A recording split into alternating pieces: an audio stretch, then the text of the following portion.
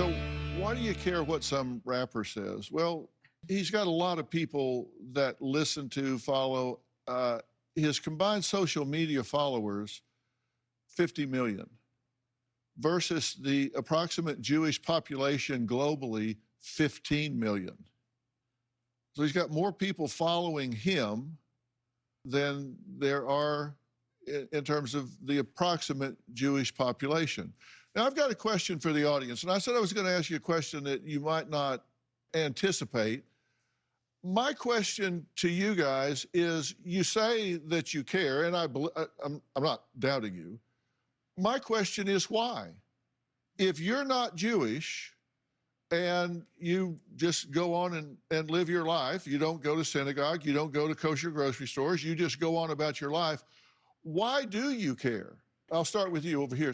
I'm a gay person myself, so when the lady behind, was saying about how she doesn't look Jewish, and I've had people say that to me before. You don't look gay, so you can't be. Surely you're not gay. What does gay look like? You know. So I think it is important because we're all from different groups, and for me, this is the same as being hated for being gay. All right. Who else? Any sickness that infects and affects one of our brothers and sisters will ultimately impact us. Martin Luther King Jr. used to talk about the connectedness of humanity. He would say what affects one of us directly ultimately affects all of us indirectly, because we're tied together in an inescapable web of mutuality.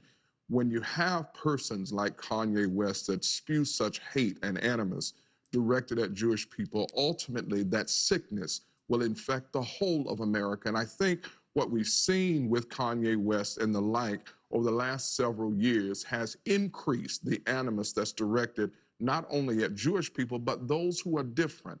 And that's a major issue that should concern every American and not just Jewish people. For sure. Yes, ma'am.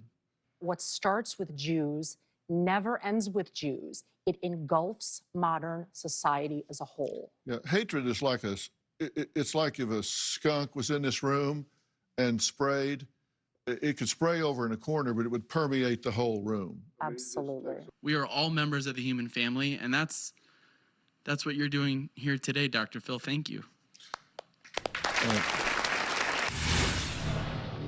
Kanye West, he's a symptom of the problem. We give that vocal minority too much credit and too much of a megaphone and a microphone.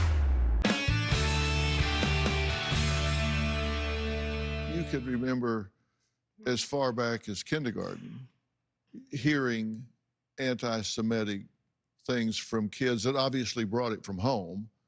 They didn't just gin this up on their own, like saying what Jewish people are stupid and things like that you would hear even as a young child. I think anti-Semitism shows up in a number of different forms.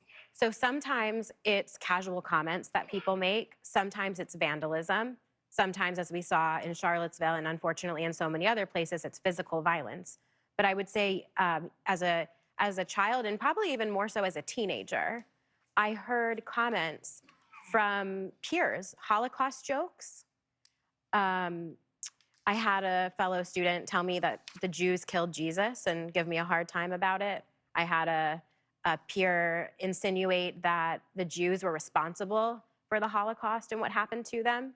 And then, you know, as a senior in college at Indiana University, young adult, we had an instance where a person urinated and desecrated holy books, Jewish holy books, and then vandalized and threw, I believe, rocks or bricks through the Hillel and through the Chabad house.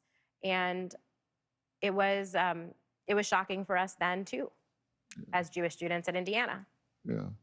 And, you know, Reverend, your point is that hatred is hatred, and it is toxic and poisonous and spews from the inside out. Dr. Phil, I don't think we are nearly as divided as we are disconnected. I think we've heard a lot of discussion around these issues of anti-Semitism and the intersectedness with bigotry and hate and racism and other forms.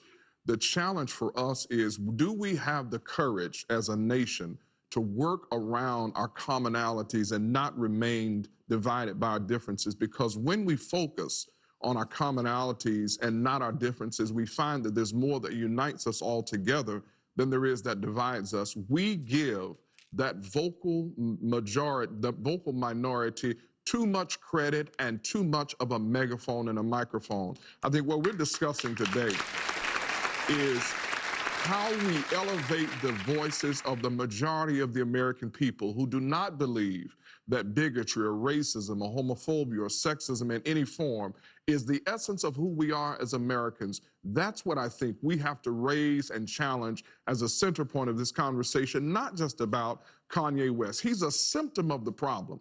What we have seen across this country over the last several years is a rise in visceral animus directed at people who are anything different than what we are. We see it in our politics, we see it in entertainment, we see it in our culture overall. That is the central issue here that we've got to address. And it's not just to the benefit of Jewish people to call out anti-Semitism and to address it. It's to the benefit of all of us. Because if we allow this disease to infect and affect Jewish people, it's a disease that will ultimately impact the whole of America. And that's why I believe this issue is on the hearts and minds of the American people across our differences. And it should be on the hearts and minds of everyone, because it's a stench. It affects everybody. So what does this lead us to?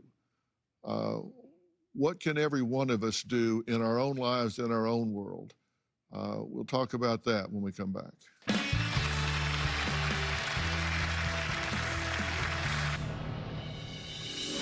All of you that were up here today, why don't you come to the front and let's just stand down here and join hands up front here, and we'll just finish this today by letting everybody know that we stand together, right? Mm-hmm. And all of you that want to stand together and join hands, do the same thing.